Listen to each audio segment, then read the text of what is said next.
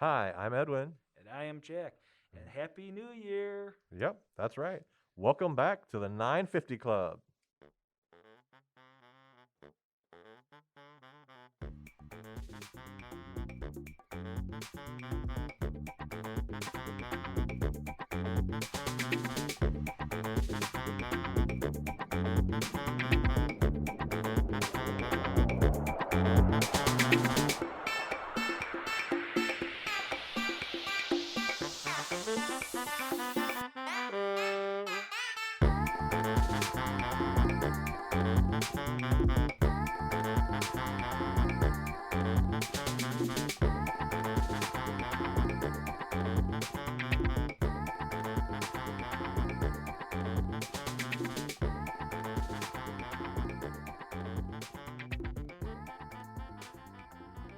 All right, guys, welcome back to the 950 Club. Today we're going to be doing a special edition where we talk about our favorite anime from 2021. The cursed year. No, I'm kidding. It was a wonderful year. It's the year that felt like forever because it felt like it was mashed up with 2020. Yeah. Well, not only that, but also like a lot of anime. A lot. Oh my God, I watched over 100 anime this year. No kidding. And Yeah, I'm yeah, barely at a quarter of that. yeah. Like what you've seen and what I've seen picking up from this podcast alone and catching up with stuff too. It's been a challenge. With the introduction of streaming, it's allowed us to watch seasonal anime, Hmm. which is a blessing, and I appreciate it so much because I've gotten to see so many amazing anime this year and last year that oh my God, yeah, we're gonna talk about those Yeah. today. And same here, like talking more with you and like getting this podcast going. It was just like, wow, okay. Anime I would have skimmed on or not even bother years later. I finally watched. I'm like Far Away Paladin's a great example of that. I know it's an isekai and like okay, I've seen a million of those, but No, I didn't see yeah, this one. yeah. Yeah. I think that's part of the reason we do this podcast to shine a light on shows that we think that you guys will like, that are different, and that have a level of quality that you wouldn't expect from some anime. Yeah. And I think that this year has been great for that because I think there was some anime that took their genre and kind of like ran with it, like Midiko-chan, Yeah, yeah. which is Horror. a horror Yeah. anime, life to life horror anime, and that it just blew it out of the water. Oh, It's for like, sure, for yeah, sure. Game changers especially. definitely. Yeah. I mean, we had some this year where, like, I think that, like, Mushko Tensei, which the original light novel kind of was one of the grandfathers of isekai Yeah. and influenced a lot. And I think that the show itself is going to be one of those shows where people watch it and are influenced by it for years to come again. For sure, for Yeah. sure. That level of quality and storytelling I where know. I know when we talked about it earlier, we were comparing it to Game of Thrones. Game of Thrones, Yeah. but like I'm going to take it further and say it's more like Lord of the Rings. I would agree there too. Yeah. Like its own adventure. Yeah, that level of quality and that level of storytelling. And mythos too. Like the mythos is finally coming in form too. Oh yeah, and it's terrifying. Yeah, Yeah. it's cool though. Very cool. Yeah, like you mentioned how the studio made this anime and stuff. It felt like it was one of those things where it's not that much of a surprise that it's that good, but at the same time, it's beyond proportion. I agree. I mean, the music, the storytelling, the animation, I think they're firing on all cylinders Yeah, and they're doing a phenomenal job. I almost want to say it's a loving recreation because you can tell that the creators respect they you can tell that they wanted to do such a good job at this. I yeah, mean, they created Egg Firm. They created a special studio just to do these high level, high quality adaptations. yeah. And I think that's great. And that shows, I think, an appreciation of the art form, but also a respect. Just that idea that, hey, we're going to make something that's really good and really special, and it's going to be high quality. And that's been the theme for this year alone, I believe. A lot of projects like the Heike story. That's Yeah, like I know you love that one, and I yeah, thought the artwork, it's like traditional, like ancient medieval Japanese artwork brought to life. Yeah. Yeah. And like every studio jumping ship with other stuff too, like Star Wars Visions with Trigger and Simon Saru. So Well, I wow. think it's an appreciation of what anime can do as an art form, Yeah.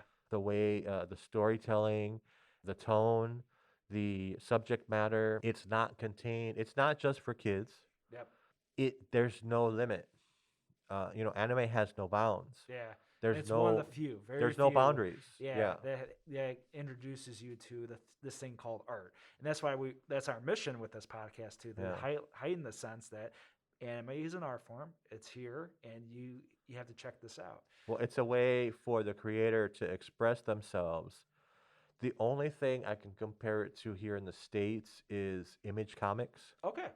where they let the creators kind of like For, riff on whatever it is yeah, that they want to do. and they're totally organic, and there's still like interesting ones where I feel like in 10 years, maybe 20 years range, a lot of those properties have become movies and its own thing. I wish that we had that pipeline Yeah, here in the States. I yeah, wish because I think there are stories to tell here, but it's becoming more controlled. I think the studio systems here in America, it's hard Yeah, yeah, because they're not as developed because they're monopolized. yeah, and it's going to change for the worse, for like we mentioned and preached about with the streaming and all that. I hope that underground or just like Rebel Studios Yeah. are able to pop up. At the same time, while I'm saying that, I hope that they can find a way in Japan to compensate the illustrators Oh, for a more. million times over. Yeah. With the Demon Slayer movie, for example, yeah, just let them do their thing. Don't Yeah. have Hollywood do their thing. No, no, no, no, no, no, no, no, no. We learned that already. Yeah, we talked ad nauseum about our distaste for yeah. We're not gonna And certain anime reboots, we live won't rehash the live action fiasco that was the show that will not be named. I even forgot the name of it. Yeah, I, that I, to save my sanity. it hurt our soul to watch that. What was one YouTuber called it a crime against anime? Yes, I agree. A crime of our senses. Yep. And yeah, thank you for tuning into the episode if you've listened to that one. We appreciate you putting up with us. Yeah. And thank you for joining in for this too, because Thank you. part of this episode too is to highlight what is out there, and a lot of our fans and listeners are just checking in with shows like Odd Taxi, like Mushko Tensei, Super Cub, and all that. And I feel like if we mention these along the way in our categories and the actors, it will give a good sense of like, yeah, this is really good talent out there. This is why we watch anime. All right. So, So do you want to jump in, Jack? yeah. So how we're setting up this end of the year podcast is mainly by categories. We're influenced by Crunchyroll Awards and various other outlets as well, how they hand out the awards, as it were. But for this one, we kind of want a freeform style because there's so many good animes out there. That's right. Yeah, and Edwin and I had a really hard time picking our top 10. We did. Yeah, so we had to like factor in like separate categories to highlight it and to emphasize how great they are in their Now, own right. I want to stipulate that these are shows that we watched and completed. Yes. These are not shows that we did not watch. Parts of the Attack on Titan seasons. We didn't watch My Hero this year. We kind of left those alone on the shelf. Those are the big shows that you're going to be familiar with. We decided to focus on smaller shows Yeah. that might have been missed. And I would like to mention like those new seasons were a-okay.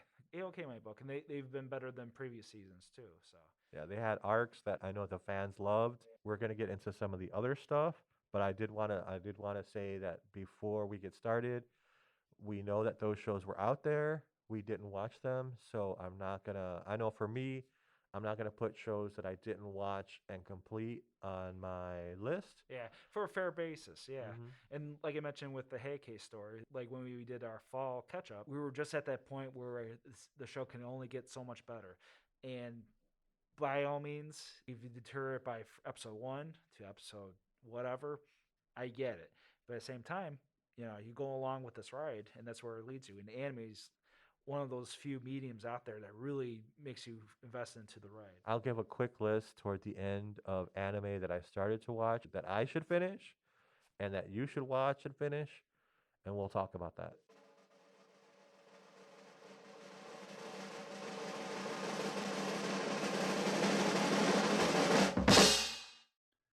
The 950 Club presents our top favorite anime and manga of 2021.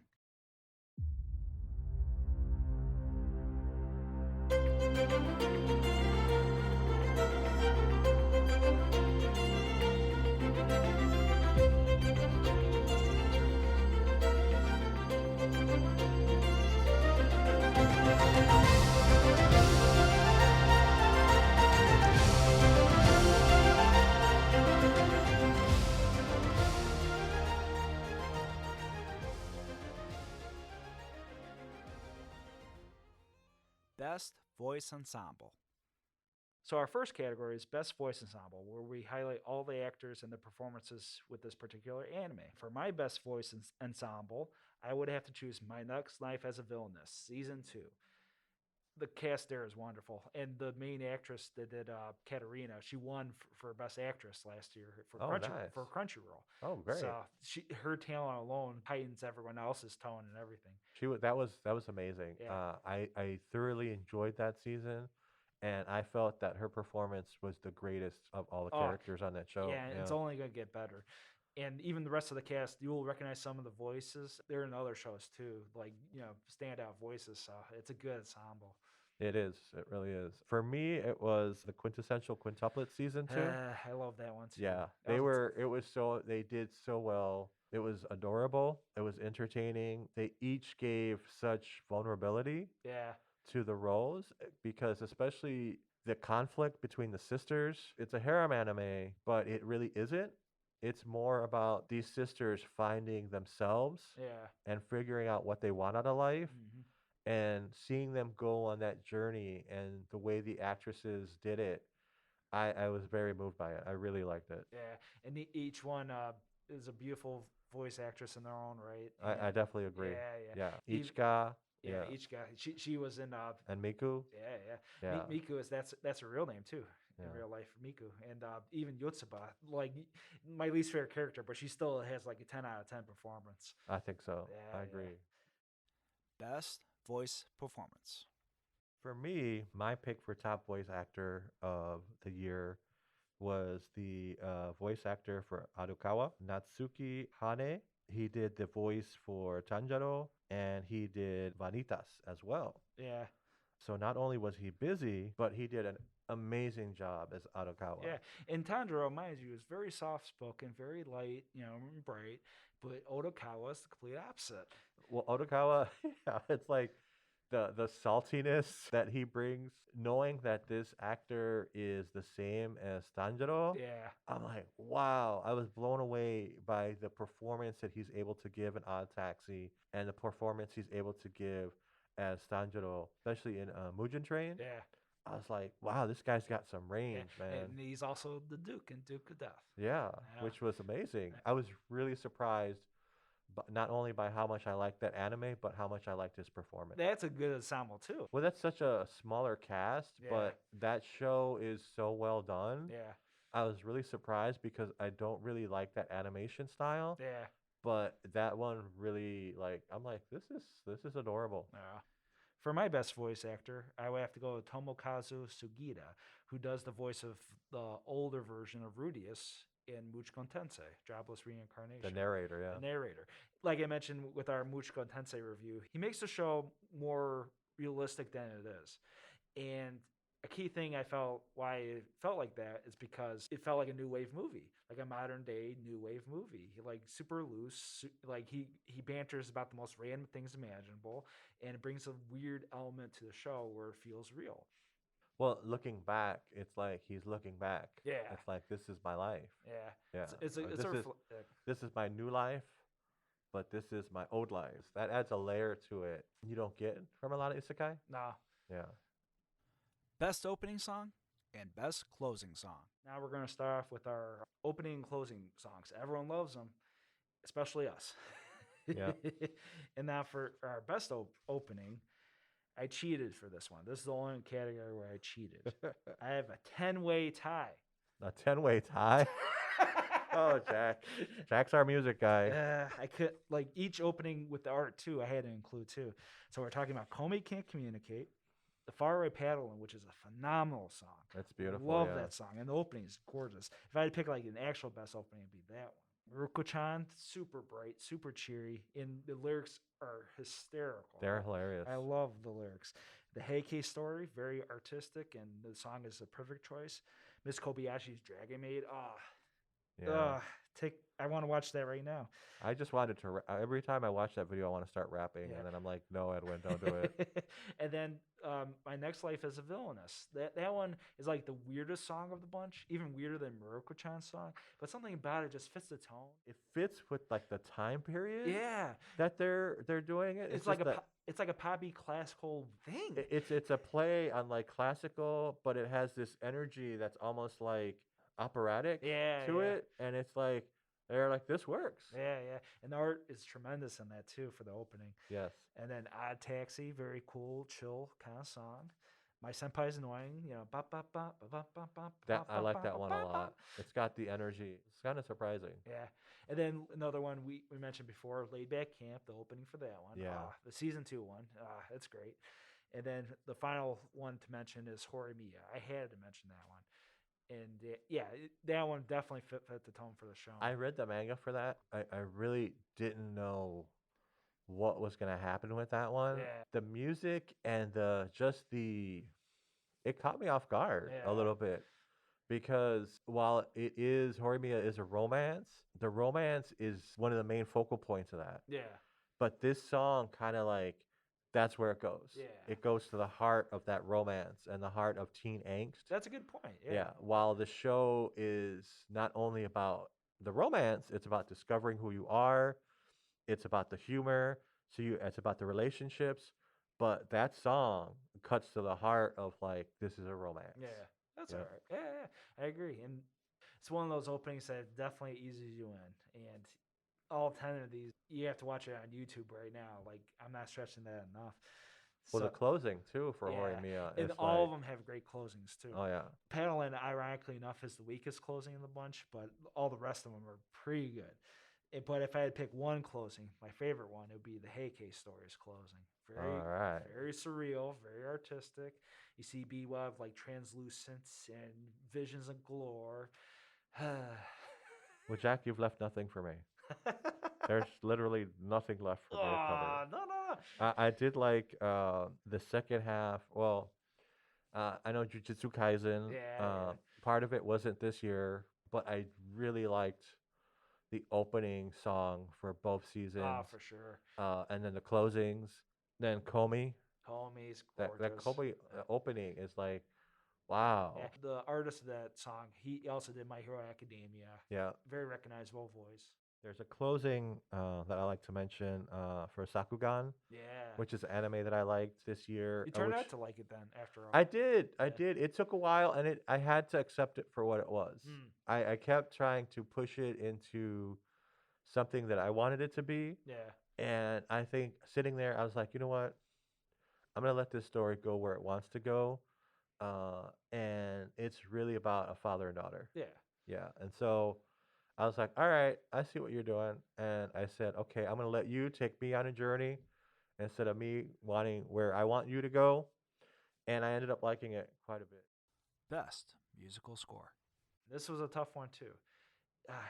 I mentioned Muroko-chan. Like, Muroko-chan's music's very under the radar, and it's kind of eerie and stuff. Comey's music is kind of bright in there.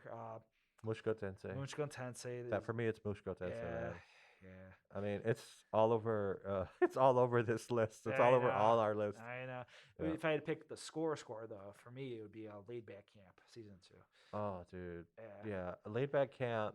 From the opening to the closing, the music does a lot to make you just feel comfortable. Yeah. And feel like you're with these characters. Mm-hmm. Yeah. Yeah. Yeah. Take me back. And another score I like to mention too is Super Cub. Speaking of the devil, that was our episode. Laid Back Camp and Super Cub. Yeah. They did a phenomenal job with their music. Yeah. Yeah. And Super Cub as well. They're opening as well. That's my number 11. I forgot to mention that one. I'm surprised, Jack. Yeah, the closing I didn't like, but the opening I liked. I actually liked the closing for Okay. Super Cub. It was kind of like bittersweet. All right, fair Yeah. enough. Fair enough. What was one of those things like with like what you said about your voice actor for Mushko Tensei? Yeah. When she narrates the ending, it's her looking back on her life. Yeah. And the closing song and the closing artwork kind of make me feel like this was her sketchbook of Okay. her like Her memories, like yeah. and what she desires at the end of the day. Yeah. I had one. Yeah. Hey, that convinced me. Oh, thank you, man. Thank you. We're going to be taking our first break. Coming up, we're going to have more favorites from art, manga, and our favorite characters. Stay tuned.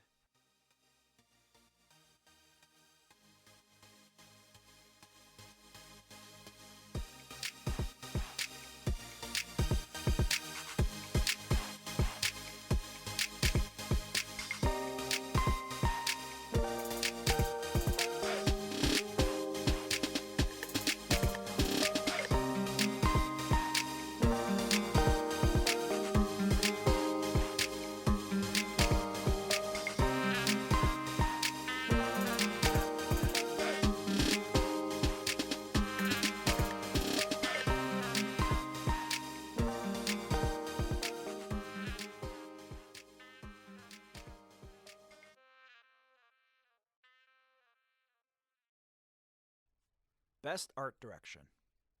So mine's actually a tie. Mm. It's between Yusuke Takeda Mm. and Masakazu Miyake. Mm. Takeda did Fena Private Princess, Ah. which I thought was absolutely gorgeous show. It's Yeah. amazing. The artwork. The scale of it's pretty big. Oh yeah, I mean, it's a pirate show with ninjas. So it starts off like on this coastal island where you get that kind of like feel of a British. British adventure, like Count in Monte Cristo. Well, yeah, it's like Pirates of the Caribbean on crack. Yeah. It's like but you get all these different. The art design is just insane. Yeah. And for an original production that's not based on anything, I'm like, dude, this is crazy. You have an island that's almost looks like medieval Japan. Yeah. You have these ninja costume designs. You have an entire crew of female pirates that all have an individual look and an individual feel to them. Then you have this ship of British soldiers, and then you have the ninjas themselves. Yeah. Each one of them has an individual look where the minute you see them, you know who the characters are. And then just the explosions, different islands that they go to. Every place has its own Yeah. look and feel to it. And it really feels like you're traveling the globe. Yeah. And that first episode is wonderful because, like you mentioned with the coastal island, the houses themselves, the alleys, the Yeah. actual castle itself, really detailed. Everything. Yeah. Everything. Like she's about to be sold to this wealthy landowner, and you walk into that room, and the room looks amazing. Yeah. Everything. It's like the this bed. is this is from IG Productions. I think they did it in conjunction with Crunchyroll. Yeah. And this is like movie quality animation in every episode, and it's absolutely staggeringly beautiful. Yeah, and Fena at the moment is not really mentioned with top dogs at the moment. It's not even in the top 100 for my anime list. Ones that are surprisingly in there are Ranking of Kings and Odd Taxi. Yeah. And those are okay with their art. Like, they definitely have their own style, but Fena's art is a little bit better than those, in my humble opinion. I agree. Yeah. With Fena, it kind of got lost in the shuffle because it's one of those where I didn't even finish. The story isn't as original as it could be, I think. It's Pirates of the Caribbean with ninjas, like you I said. think I think it suffers from that. Yeah. But as far as if you watch the show, I think you'll get into it. It's just one of those shows where it's like I just didn't want to watch it all at once. Yeah. If it would have been better as a movie, yeah. Well, I think for me, it's the pirate part of it, Yeah. and that's saying something. Yeah. Where I picked this as best art direction when I'm not really into pirates, Okay. that it kept me for as long as it did. Hmm. I watched through episode 8. I'm kind, and I still picked it. I only watched through episode 8. My stipulation was that shows that I completed, but it was so good. The art direction was so good. The show's so beautiful. Yeah. It's like I have to. It's like no, I can't. Like, look, I watched enough of this show where I'm not gonna say, yeah, my money's on this one. Okay. Okay. And then the other one, the art director for Mushko Tensei, because oh my God, Mushko Tensei doesn't waste any time No. No. on screen with its art, with setting the scene. There's a scene early on when he's become Eris's tutor, where you have it's kind of like winter, Yeah. and he shows like the entire town or the city going about his preparations for winter, Yeah. and I'm like, just for that one, I know. it doesn't even last that long. No. But they No. spend so much time establishing that so that you get a sense of the passage of time. Yeah, that's a good one to bring up too. And Yeah. I mentioned in our special as well, Mushko Tensei in episode 3, which I'm all with Mushko Tensei and the time I got reincarnated as a slime. Like even like the details of the houses and the details of the road. What's weird about it though is that once you see the characters up close, they're kind of like still like marked in and stuff. It was like it was a rough sketch in a weird way.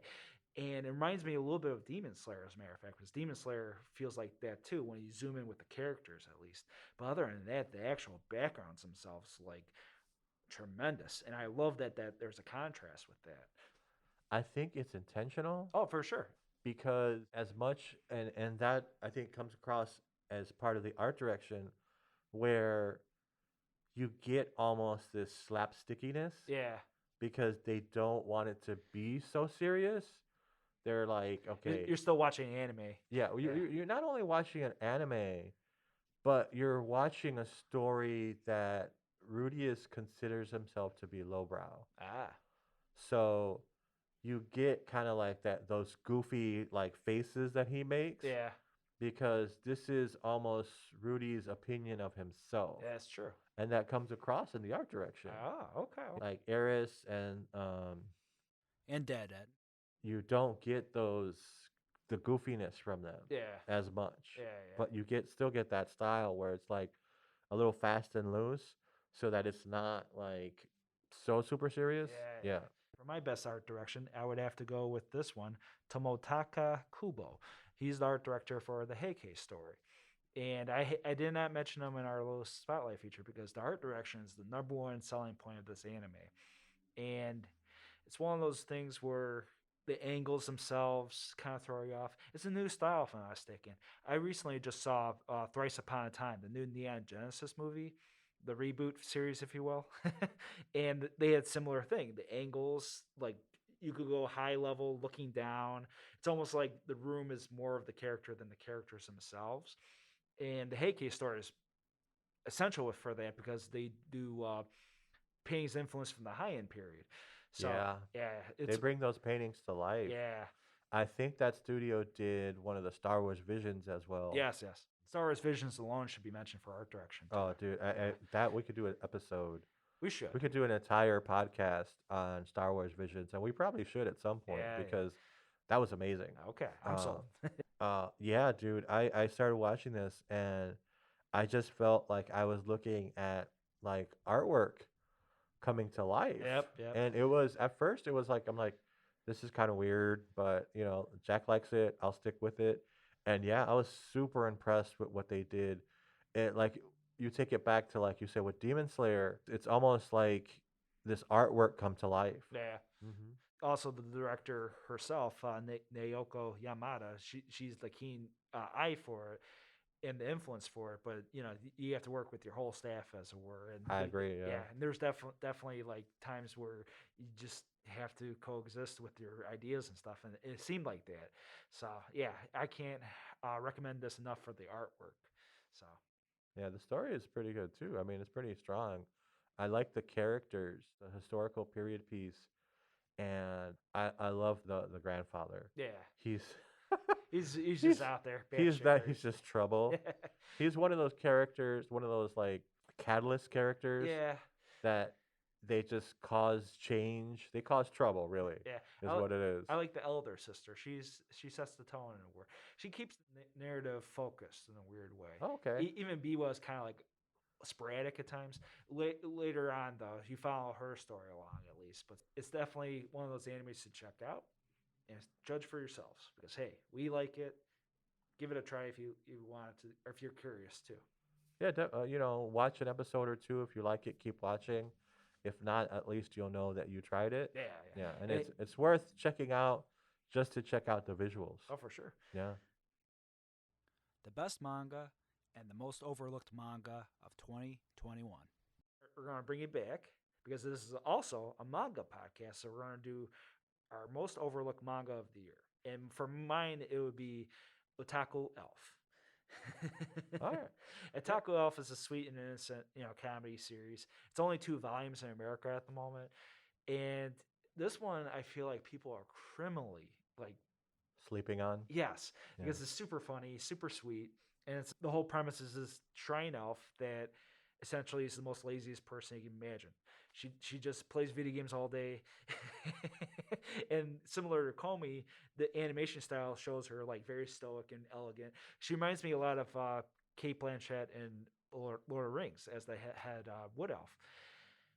And this one, she's just like droopy, kind of like, oh, why am I alive kind of look. Well, you expect her to be like this elegant shrine maiden or Yeah. shrine goddess, and then you're like, she just kind of got roped into this, Yeah, and now she's becoming a total otaku, living Yeah. in Japan for so yeah. long, and she collects the toys, and she collects the blind box special editions, and she plays video games. A total and geek. Yeah. People are like, what?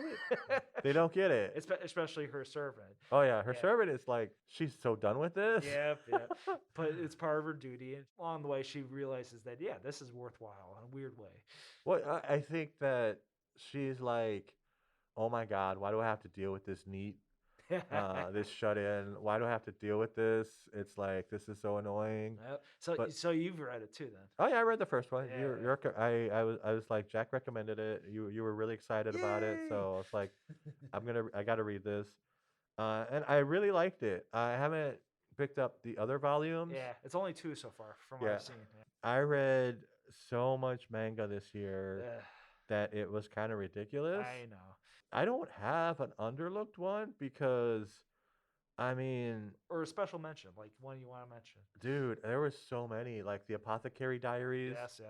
Oh my God, I've read that too. That one's good. Yeah. That I really hope that becomes an anime because it's a wonderful historical period piece that I think is so charming. Like the Heike story. Yeah, I downloaded the second episode or second issue. I gotta read that. Call of Night. Comey did a phenomenal. This last one, volume 16. Oh my God, dude. Ah, man. Edwin was telling me. I was like, I haven't read it yet. Just like I'm happy. It made me happy. It broke my heart. I'm like, what are you doing? It just 15 was okay. 14 was amazing. Volume 14 was amazing. Yeah. 15 was okay. It had its moments. But in 16, they brought it back. He brought it back. It's like, oh my God, this is why you love Comey. I can't wait to see this animated. Yeah. And then I read My Senpai is Annoying. Of course. Which got turned into an anime as well that I absolutely adore. And these characters have just continued to be as charming and adorable and get into hilarious situations. And then Call of Night, which is going to be turned into an anime. I've read the first 2 volumes of that. I'm excited to see the anime. I saw the little trailer mock-up that they did. Yep. Like, that looks really cool. Yep. Man, what else? Well, if you had to pick your favorite of the bunch, I know this one's been tearing up Edwin. This has been a tough episode. It would have to be this most recent volume of Comey. Okay. Man, I still haven't read. I bought the Kenji version because I'm I'm a neat. You otaku. It's like you weeb. Damn weebs. Hey man, that's you. Aw, hey. I'll let you claim the title. Hey. Yeah, dude. No, Comey, that was the best one. Aw. Uh, I don't want to give any spoilers, Because but I still haven't read it. Jack hasn't read it. I'm so disappointed in him right now because it's like Jack. The cover's gorgeous. Like, That's why I got the what Kenji are you version. doing with your life? What are you doing with your life? Right as we stop recording, I'm gonna get that nook up. And all Let's that. just say that Comey's friends intercede on her behalf because they want things to go in a certain direction, just No. like the fans do. Yep. And so, volume 14 threw us for a little bit of a loop. We're like, 15 too. 15. I think we got kind of scared. Yeah. Let's see if volume 16 can put us back on track. Yeah. Volume 15 as well. It has a weird first half and the final 3/4. It's pretty dang good. Yeah. It's one of those things. Like we mentioned, there is a stretch where Comey's just going on these adventures on her own, but then you realize, okay, we're almost there. There's no way this can't end the way it ends, kind of thing. But hey, I like. Well, I the thing about Comey and the thing about the manga is that it's about her. Yeah. You learn this pretty early on, is that this really isn't a manga about. This isn't a romance. No. I mean, all the people within the manga kind of want it to be, Yeah. which is really adorable and cute. But this is about Comey and her inability to communicate and her desire to make 100 friends, and it's how Tandaro helps her along the way. And this is a manga that could probably keep going forever Yeah. because you have the adorable pairing of Comey's parents. Yeah. And I could see that playing out with Comey and Tandaro as they grow older. I'm along for the ride. Yeah. A million times over. I hope to read. I hope they do 100 volumes. I'd rather do that than One Piece, to be honest. So I know. Dude, don't Sorry for our One Piece fans. say that about One Piece. They will burn you, man. Oh, who's this Comey? We'll get her. I can't. As for you, Edwin, because if I have to read volume 16 right off the bat, right as I get home, you have to read this one right as you get home, or at least for winter break, is Asadora. That's my number one for the year. And it's only 4 volumes, but these 4 volumes are so good.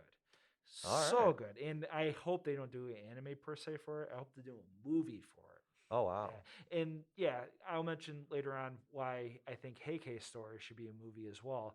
But sometimes you just have to see the source, see what you got, because I believe it's only going up to 5 volumes, I think.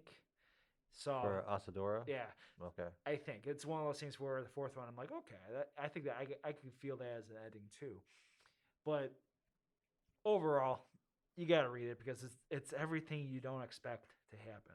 Oh, cool. Yeah, I can't spoil it because people have read it, they know, and people have been seeing. Yeah, I've been seeing on social media all the time. They're like, "Oh, I love this! I love this!" Even talk to casual readers, people around my age, a little bit younger, they love it. So. Oh, cool. All right, I'll check it out, Jack. I'll check it out for you. Now, for this stretch of categories, we're doing our best characters, and yeah, this includes our best boy and best girl. So for this first one, I'll do best boy. For my best boy, I can't help but put Otokawa in it. Something about him. He's a charming guy. And yeah, he has flaws. Don't we all? But at the same time, for Odd Taxi, it's an endearing piece of the puzzle, as it were, of Odd Taxi with Otokawa's backstory. So for my best boy, it's Satoru Gojo from Oh, Jujutsu Kaisen. yes. Because he is, I don't care what show you're watching, he is the funniest, overpowered person in all of them. Oh, yeah. I mean, it's just the animations for his attacks are ridiculous. Yep. He's on another level. When the bad guys don't have a plan to defeat him, just contain him because he's so powerful, they're like, we can't deal with him. It's like, all right, let's just keep him away. Yep. Our plan is to contain him and then deal with everybody else because we know if we go up against him, we're probably gonna die. And he plays it so cool and so nonchalantly that you're like, you start to wonder, is like everybody worried about him? Are the principals worried about him? Oh no. It's like, do they have a plan to take him out too? Yeah, the questions. Yeah. And he's just like a pretty boy too. Yeah, it makes me think about All Might now. Imagine if that was like Jujutsu Kaisen's plot. Oh man. Oh shit. It kind of yes and no. Yes and no. Yes and no. But I'd like to because see. yeah, because All Might technically Well, one for all and all. Yeah. I think Gojo would kick All Might's ass. Okay. I mean, I don't think All Might could get close to him. Wow. It's scary, and that's what I'm saying. It's Yeah. like this dude is on a whole other level as Yep, far as like OP characters. And so I'm like, man, if you had a battle royale, who would win? Yeah. It makes me want to call the guys that make Death Battle to make that one. That'd be fun. That'd be fun. Yeah, let's see how that happens. So for our next category, we're doing Best Girl. Hey. For my Best Girl, it would have to be Edwin's gonna look at me. Bruko-chan. She's my best girl. Oh, hey. Hey. And yeah, the voice performance of her is stellar. Her tone is handled better than I expected because I thought it'd be somebody kind of meeky, some type of girl that wouldn't know, similar to Comey in a weird way. But at the end of the day, she just has this perseverance about her. Yeah, she's awe-inspiring in a weird way. And yeah, Maruko-chan is definitely the most surprising anime I would choose this year. Okay. My best girl would have to be Toru. Ah, It would have to be Toru. after all that. After all that, after all the hemming and hawing and The everybody. debates. The Uh, debates. I think because, especially in season 2, I felt that she grew as a character. Very much so. Um, More than all of them. Yeah, I think so. I mean, even more than Kobayashi. I think by the end of that season, Kobayashi is kind of like taken aback. And more loose in a weird way. Well, I think that the conversation she has with Toru's dad Yeah. kind of like gives her a new appreciation for who Toru actually is Yeah. and what she was trying to do. And I think for all of us, because in the first season of Dragon Maid, you're kind of like Kobayashi's Dragon Maid, you're kind of like Toru's kind of like an airhead. Yeah. You're like, oh, she's just an airhead. She's just annoying. She's just in love and like trying to feed Kobayashi her tail every chance she gets. If you know that joke. Yeah. So it was kind of like I think this season really did an attempt to flesh out Toru's character and to show you the different facets of her personality Yeah. and how even more so than any of them, she's become a part of this world. Volunteering, working at the maid cafe, kind of becoming like their boss. Yeah. Which we were like, wait, what? Yeah. More Their so, leader. Yeah. Even more so than Elma in a weird way. And Elma's my favorite character in that show. So everyone's like, really? I have a lot of favorites in that show. Yeah. They're my best cast. Okay, for Ensemble too. Yeah, they're my best cast. Yeah. Well, for the voice acting, it was the quintessential quintuplets. Yes.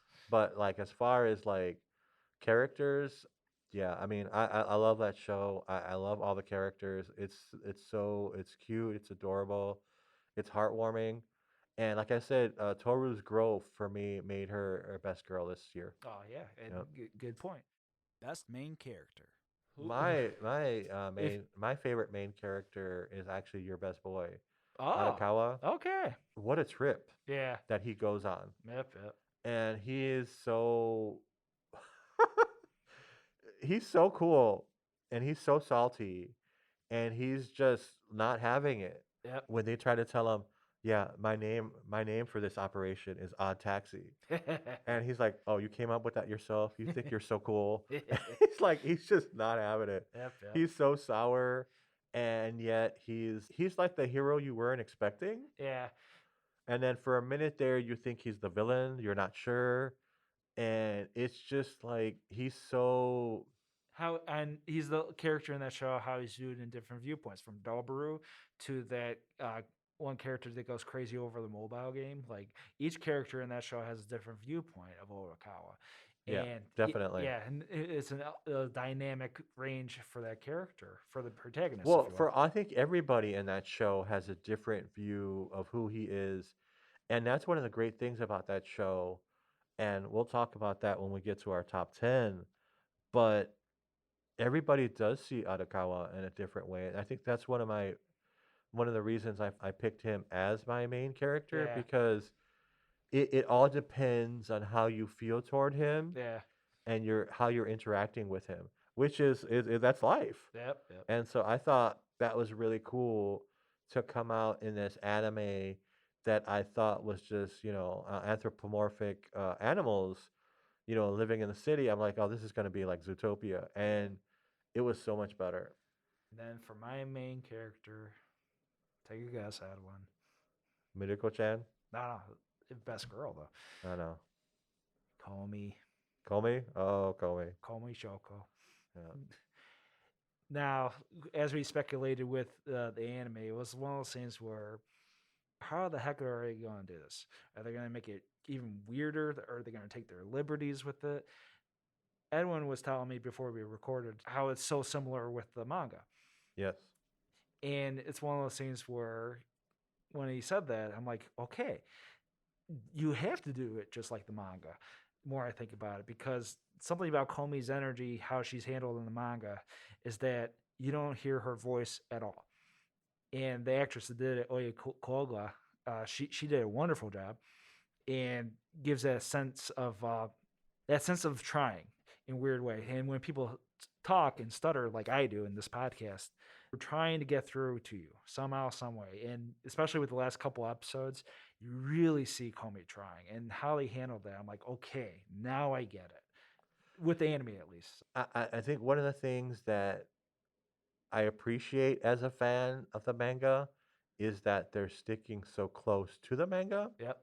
But one of the things that it made me understand about the manga itself, like for a lot of anime, the way anime works is anime seasons usually get broken up into 3 acts. Yes.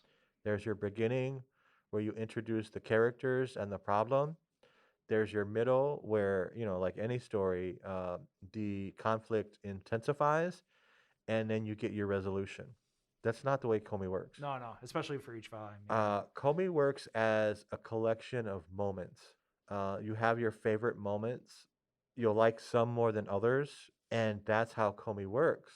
So Komi is more of an accumulation of moments in her life that only happens after you've watched or read all of it. Yeah. And so I think that's hard to translate into an anime where this is just a bunch of moments and you grow to love Comey more as time goes on. And I think that's something that people coming fresh into the anime are going to have to adjust to. Yeah, at least with the manga. With the manga as well. And like you're gonna stay because it's cute and it's funny, but as time goes on, you're gonna be like, okay, this is the same comforting, adorable cuteness that I'm used to. And for the anime people, the people who are coming fresh into the anime, I think that's a little bit harder for them Okay, yes. because it's like this is the season that sells it, that makes it or breaks it for them. Yeah. If they love her enough to stick with it, I think they'll become fans the way that the manga fans did. And so I think that's where it's a little bit harder for that first season. That first season has to do a lot of heavy lifting to get them into it. But I think once they're into it, they'll stay along for the ride. Oh yeah, for sure. Yeah, those last few episodes too definitely were like, okay, this is what Jack was waiting for. So Yeah, it's those moments. You're waiting for those moments. Yeah. You know what's up. You know what's coming. volume 3 and 4. Yep, and you're waiting for those moments, and once you see them, you're really happy. But it's like it is for the people who love the manga because they're sticking so close to it. It's almost like a review. It's like, oh, I get to see my favorite moments animated. Yeah. Yeah. Cool. Best supporting character. For my best supporting character, I can't help but mention Roxy from Muchiko Tensei Jobless Reincarnation. Roxy is a gem. She's a diamond in the rough. Something about her that makes that show even better. And like I mentioned with the voice actor that does the narration, Rudius's old body, something about her character itself, with Roxy that is, that keeps the show very grounded and very not loose, but something about it gives that other side of it, similar to like uh, Tyrion from Game of Thrones. He's that entity there where he controls his own pace compared to everyone else in the show. And his dialogue and how he interacts with the characters and stuff like that, you need that type of anchor. And Roxy's that quintessential anchor for Mushko Tensei. I could see that. Yeah. I like that she is old but young, Yes. and that she has her own things that she's going through. I wish it's kind of hard with Mushko Tensei because you just want more, more, Yeah. more. And all the characters besides Rudius are definitely top tier supporting characters. Yeah. Yeah. Because you want to see more of Rudy. You want to see more. You want to see more of Roxy. You want to see more of Rudy's dad. You want to follow them on their adventures. Like I said, comparing it to Lord of the Rings, it's like I love Roxy, and I want to see like what she's up to. Yeah. But I also want to see what his dad's up to and what And his she's mom's perfectly up to. she's perfectly placed in the second half, because the first half that's where you bring into this world in a weird way, because she teaches magic to Rudy and like the politics with the other races and stuff. Yeah. Yeah, key things to talk about with the plot going forward. So hey, she did her thing, and then in the second half she does even more. So with Yeah. less, so it's wonderful. Yeah. My supporting character, I actually have 3. Oh boy. So it's Mary, Blood, and Gus. The Ah. characters, essentially the characters that become Will's family in the Yep. Faraway Paladin. Yep. I thought that they did such an amazing job of making those characters likable, Yes. even though they're undead. Yep. And they're really his guides into this world, and they become his family. And I thought that they were really fleshed out. I thought that their problems, their history, what they tried to hide from Will, but at the same time, almost the tools that they tried to give him to deal with this world that was coming up, and their sacrifices, not only to take care of Will, but to save that world, Yeah. and their willingness to die for him in order to save him. I thought that was really touching. Um, yeah, I can't say enough A about them and B about that show. I know, I agree. Yeah. And it's one of those things where, like, you meet teachers in life, and sometimes you see those characters in any medium that you wish to be your teachers. Those 3, I wish were my teachers, Yeah. because there's something about them that really teaches Will these lessons. Well, the fact that he chooses their names to Yes. be his surname, Yep. I thought that was amazing because he carries them with him forever. William G. Mary Blood. Maryblood. Yeah. Or didn't he have like a annotation with G, like Gustafsson? Yeah, that well his that well the ghost wasn't named Gus. His name wasn't just Gus. But yeah, he takes them. He essentially, by claiming their name, he takes them with him Yep. along the show. And even as he's going on his adventures, they're still with him Yep. because he's remembering, he's using the lessons and the purpose that they gave him. Yeah. For sure. Thank you for tuning in to our first half of our top favorite anime and manga episode of 2021. We hope to bring you back to the second half relatively soon. So check in through our social media, Instagram, Twitter, Facebook, and yeah, listen in to Spotify, Apple Podcasts, Google Podcasts. So thank you and goodbye for now.